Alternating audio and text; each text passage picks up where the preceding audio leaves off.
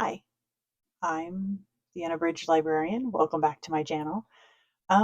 Today we're actually going to spend a little time and talk about my 5 favorite classic books and my 5 favorite modern books. Let me preface this whole thing with I'm considering modern anything within the past 60 years. Technically, from like a library and a literature standpoint, modern would be anything after the Victorian era. A lot of people consider anything 1900 and up, but for my purposes and my own personal preference, we all have our personal preferences. This is mine. We are going to talk about my favorite books. So they're in no order. They're just five and five books that I love. My modern is obviously going to change. I doubt that my classic is going to change. I'm hoping that maybe some of you haven't heard of some of these classics and this will be new to you. So, yeah, let's get right into it. I do have flashcards. You're going to see me with flashcards because that's how I remember everything, even though they're my favorites. I don't have everything memorized. And we'll switch over to the screen so I can just kind of give you a little visual of the classics. Most of the classics I actually own on digital, or they're in a very large collection and I'm not going to hold them up because the book is hardback and heavy. And then we'll talk about a couple of, let's see, books that I would, or not even really books, authors that kind of belong in these categories. There's just a couple. They're more like honorable mentions than anything. So yeah, let's dive right in and get started. Um, I hope this format works. I really like it. I feel like it's just a conversation. I feel like I'm just hanging out. So anybody who decides to watch this or uh, like, subscribe, we're supposed to say that, right? I think that's so weird because I don't really care if you do or not. But it'd be cool if somebody actually watched it and yeah, gave me some feedback and we could talk about books. Anyway, so we'll start with the first one. I'm going to give you a quick look at the cover. I hope I can remember how to do this. All right, you should be seeing the cover for E.T.A. Hoffman. This is actually the cover for The Golden Pot and Other Tales. The one I want to talk about is The Sandman. It was written in 1816. It is a gothic short story about a young man named Nathaniel that becomes kind of obsessed with his childhood fear of the Sandman. And as this story proceeds, he really we really start to see him slip into madness. Um, we'll go back to me for a minute before I switch over to the next one. And as I said, I'm kind of hoping these are some that you don't know and that you haven't heard of. I realized I just moved away from the mic, so it probably got weird. Anyway, this story was actually the basis for Sigmund Freud's essay, "The Uncanny." The uncanny is one of those things that I personally am really interested in. It's that um, the it's also the uncanny valley. It's that place where things are so close to being actual that they become scary. Automatons, robotics have this weird thing where they look human, but you know that they're not, and it gives you this weird, creepy feeling. It gives you the icks, the heebie-jeebies. That's what the uncanny is. That well, that's what the uncanny valley is, but that's uncanny. I'm one of those people that I tried to get transition lenses, but they were just, even indoors, they were just slightly darker, like just a tiny, tiny little bit. But my brain would look at things that I've seen for a really long time and was like, that's not quite the right color. And it actually made me nauseous. So I couldn't do that. But anyway, back to the Sandman. E.T. Hoffman is one of my favorite writers. He was writing in the Romantic era, not romance like we think of romance, but more of like romanticizing nature, and there were like fairies and stuff like that in all these stories. His writing is has been translated. If you speak German, I would recommend reading them in German. They're fantastic, but even in English, they're really good. Um, This book in particular, E.T.A. Hoffman himself has been considered, this story, The Sandman, Dear Sandman, has been considered a precursor for both sci-fi and gothic novels. I would also recommend The Golden Pot, which is not what we're talking about, but yeah. So The Sandman, fantastic. If you've not read it, it is a translated work, 1816, so the writing is going to be a lot different, probably stuff you may not be comfortable with, but give it a shot. The next one, I will almost guarantee that anybody who views this video has not heard of or read this one. It is one of my favorites. I'm going to switch over so you can see it. This is She by H. Rider Haggard. It was written in 1887.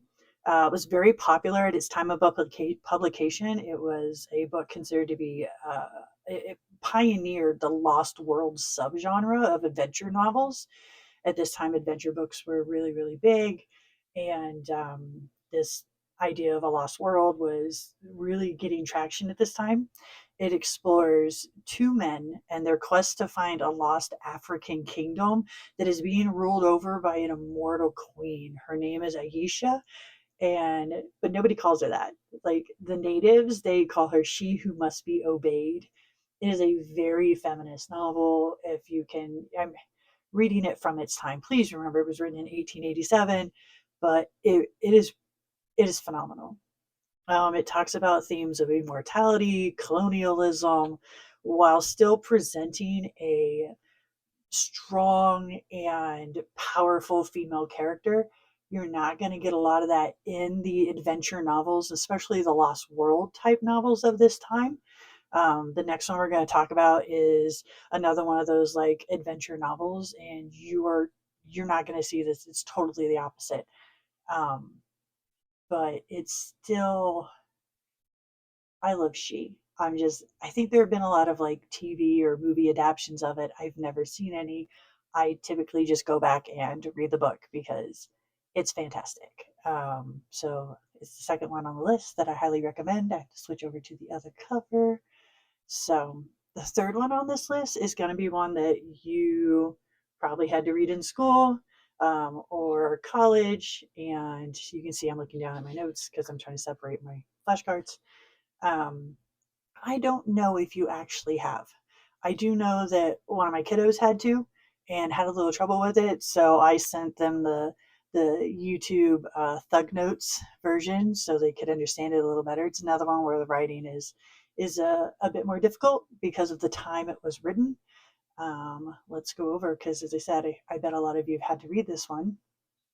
Oh, there it is. Joseph Conrad, Heart of Darkness, 1889. So this explores themes of savagery and power and colonialism, primarily European colonialism. It's based on Conrad's own trips to the Belgian Congo, where he was just appalled at the exploitation of the native people and the resources there. Switch back over. Um, this story is considered to be a connecting point in between Victorian and modern literature. It was it was talking about the Victorian mentality for stuff, but Conrad himself wrote in a very modern way.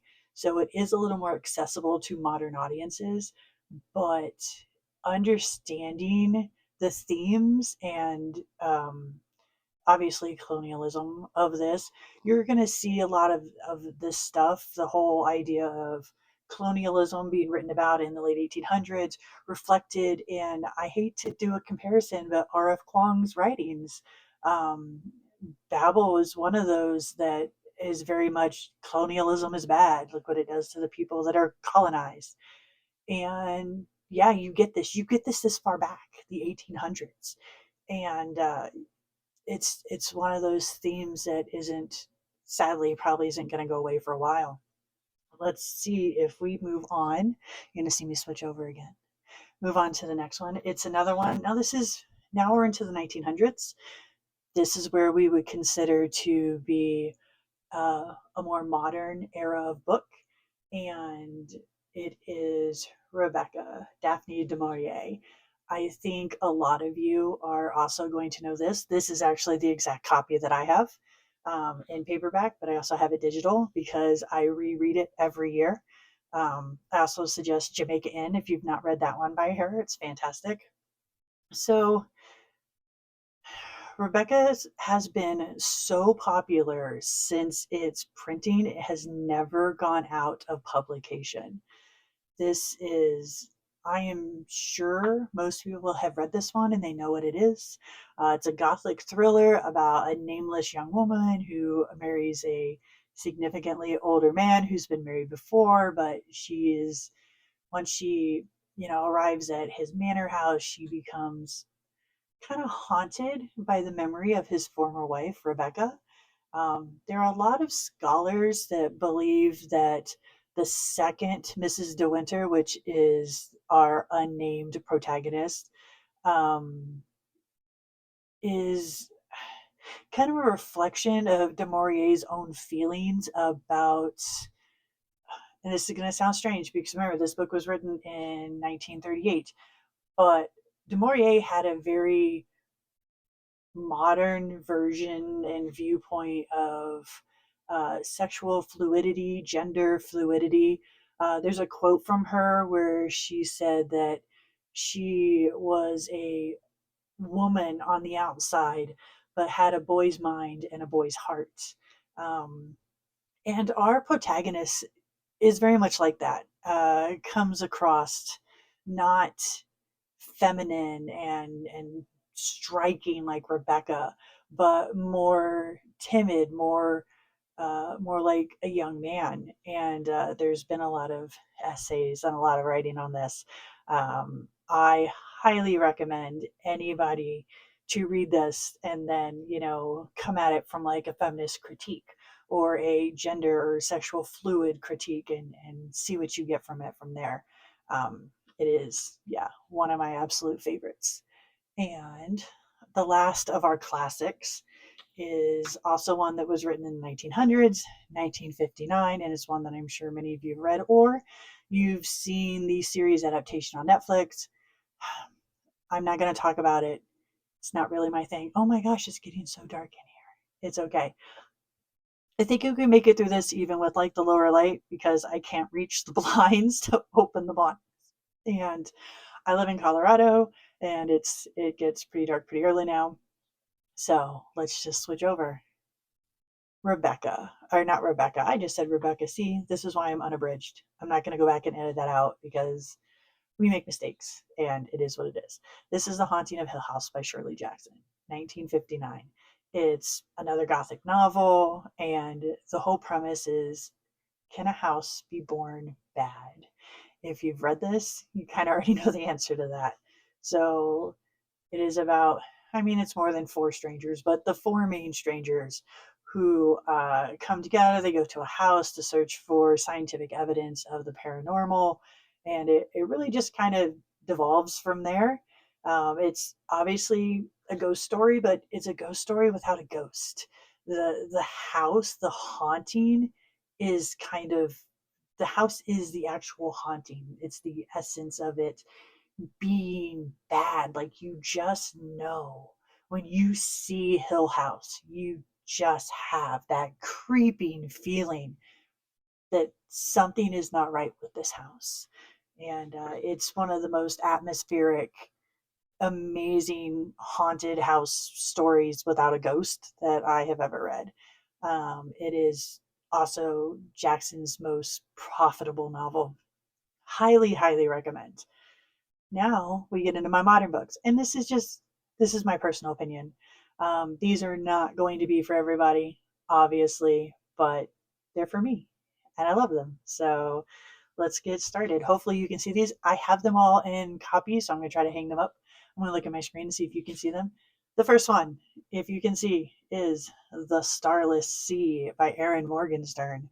I understand that this book isn't going to be for everyone. Most people I found actually enjoyed The Night Circus more, which is strange to me because I didn't like it at all. I couldn't, I mean, it's one of those that I had to physically force myself to read. It just, it didn't do it for me, which is fine. It's fine. The Starless Sea, on the other hand, I found breathtaking. I haven't reread it yet because I'm never gonna get that feeling of the first time I read that book, and I know that, but maybe I will.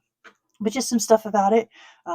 If you don't know, but you may not, tells the story of a student that discovers a book in a university library, and it contains an incident from his youth in the book. It's not a spoiler. That happens right in the first chapter. I promise I'm not spoiling anything.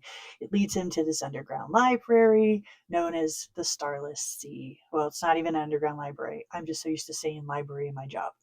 It leads into like an underground world called the Starless Sea. It covers themes of love and friendship and fate and the magical connection that people share. This this book is beautiful. It's very dreamlike and surreal. So people who don't really like surrealist books may have a little trouble from this. I've heard people have a really hard time of kind of following it, knowing what's happening and picturing everything. I didn't have that issue, but I know that a lot of people do. Um, I don't want this video to be so long. So let's keep going. This is another one that people either loved or hated. This is Donna Tartt, The Secret History. So I also understand why people didn't like this book, but I can't grab my thing. I was about to lick my finger. Don't lick your finger. There we go. This is about a college student. He's kind of like a college transfer. He goes to an elite school in Vermont, only to kind of fall in with a strong, strong is the right word, strange group of classic scholars. It gets dark from there. Listen, this book starts with someone being dead.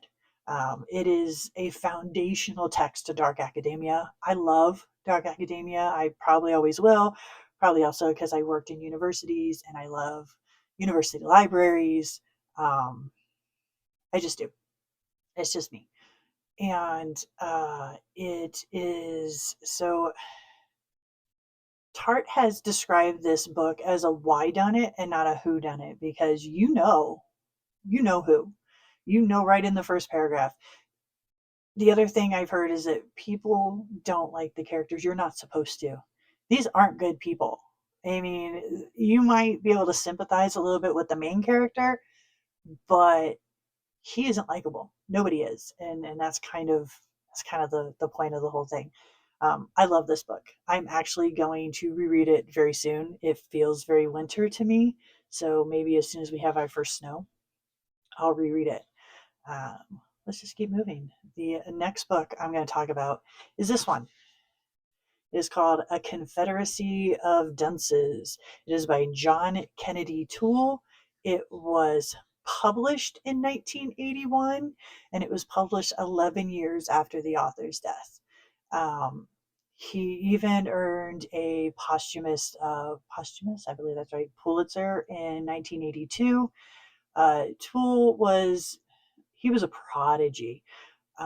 He finished high school at 12, or sorry, he started high school at 12, then he graduated at 16. He went to Tulane University. He was in 1961 he was drafted, and he wrote this book while he was stationed in Puerto Rico, I believe. After he comes back and he tries and he tries and he tries to get this, but the publishers don't understand it, and they tell him this book's about nothing. How do we even talk about this book? It's about nothing, and it is. It's kind of like Seinfeld before Seinfeld, and I realize I'm saying this to maybe people who don't even know what that is, because yay Gen X. But yeah, so after being rejected by publisher after publisher, he did sadly take his own life, and his mother fought for 11 years to get this book published. There is a foreword at the beginning of this that talks about it, and it is heartbreaking. Um, but it did get published, and all I can say is that this book is about nothing and everything. and it's another unlikable character. But I can't think of a book I recommend more often than A Confederacy of Dunces. It's a good book. It's a great book. I highly recommend it. Let's keep going. Oh, we got to an author that I'm another one where I think you might like this one, but not like the other stuff, or you might like some of the other stuff and not like this one. And that is Cassandra Claw, The Salt Grows Heavy. It is a dark, gruesome mermaid tale. Like, that's all I can ever think. It's like mermaid meets plague doctor. They stumble upon a village of like these resurrected cannibalistic children, and as I said about another book, it devolves from there. It is gory, it is graphic, it is beautiful, and it's so weird to put those words together, but this book is beautiful and it's so short. It is so short. Um, so if you've not read from Call before, KHAW, I highly recommend their writing. It is it is amazing and wonderful. I also understand that a lot of people are like, I have to stop and look up the words that they use all the time, and I don't like that in my reading. I get that. Please understand that I am a classical reader and I enjoy a lot of the older texts. So Cassandra Call's writing is very normal. I don't know, but not like, I don't know how to describe how somebody can write about children cannibals and a very gruesome mermaid and make it so beautiful. Like, I don't even know, but it is Cassandra Call's writing is art. But as with art, not everybody's going to get it, understand it, or love it, and that's fine. That's that's what it is. I think that's really all I have to say. For me, Cassandra Call's an autobi author. I get anything that they write, regardless, and I've loved it all. Last is another one that most people have probably already heard about. This one, Piranesi, Susanna Clark. I will not lie and say that this is the only Susanna Clark that I've read that I've enjoyed, but I didn't just enjoy it, I loved it. It is written as a journal, so it's also from the perspective of Piranesi, who lives in this strange labyrinthine house, but the house is filled with like statues and oceans, and it's really confusing at first. Just stick with it. It gets really good. I just realized I push my glasses up a lot. I've been debating contacts, but I don't think I'm gonna get them. Let's get back to what I was talking about. Silly side note. Um, this book is very hard to explain without spoilers. So that little bit is pretty much all I'm going to say about it. I will say that I know many people interpret the ending of this in lots of different ways, but my personal interpretation crushed me. It broke a part of my soul that I can't even tell you. Like, I can't. It's so good. Um so those are my 10. But I did want to give some honorable mentions. You can't really see, but behind me, I have no way to move. Um, but and if you hear that weird beeping in the background, you may or may not. It's my dryer because I've been doing laundry and stuff. Hence why I'm in a hoodie and I just had like my hair pulled back today because it was a get things done kind of day. My honorable mentions would be for classics would be Poe or Shakespeare. I know I mentioned in my other video that my dad read a lot of Shakespeare. He read a lot to me, and I have a a deep love of Shakespeare. And not everybody does, and that's okay. That's what it is. I understand Shakespeare is tough, but if I can tell you one thing to maybe make you consider reading Shakespeare and looking at it in a different light, is that he was a very feminist writer. He wrote women strong and determined and fierce, and they weren't always right. But more often than not, they were more right, more correct, more honorable than a lot of the men he wrote about. Um, and I would suggest, if you get the chance, to go back over some that that you should because it's worth it. I always say Poe is an honorable mention, but I am a Poe obsessive.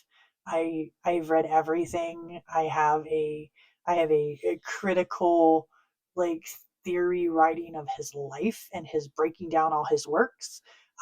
It's like 1,000 pages, and I loved it. So yeah, I'm that person. Um, but if we're going to talk about modern, I want to recommend a series by Rebecca Thorne, and I should have grabbed them and pulled them out here, and I didn't. It's the Tomes and Tea series, and I am going to be silly, and while I'm talking to you, because this is completely unabridged, I am going to try to find them real quick, just so I can show them to you. They are. Oh no! Here we go. All right. I'm going to switch over so you can see what I see. Here we go. And I'm sorry if you can't quite see because it's my screen. It is Can't Spell Tea, Treason Without Tea, A Pirate's Life for Tea, Tea at the Altar, and Alchemy and a Cup of Tea. Um, all four is the complete series. I love puns. Puns are like one of my love languages. I'm not even joking. I love puns to death. This this series is just obviously, I mean, the names are puns, but I highly recommend. It is sapphic. It is fantastic. It's not real spicy, so anybody who doesn't want to read the spicy spice, you're not gonna really find it over there. But it's dragons and griffins and magic, and it's a woman soldier defending her lady mage from everything, and it's great. So I think that's probably where we're going to end this. It should be sitting under 30 minutes. Yeah, I really, really hope that if there are any of these books you haven't read, that maybe I've convinced you to check into it. If you have any questions or want to know more about any of these, please leave me a comment. Let me know.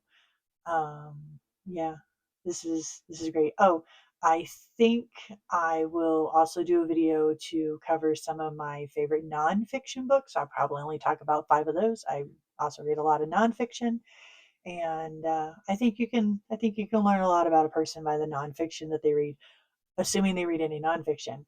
And then one of the videos soon, I wanted to do 2 a week, but this only happened last week and this week, so we'll see.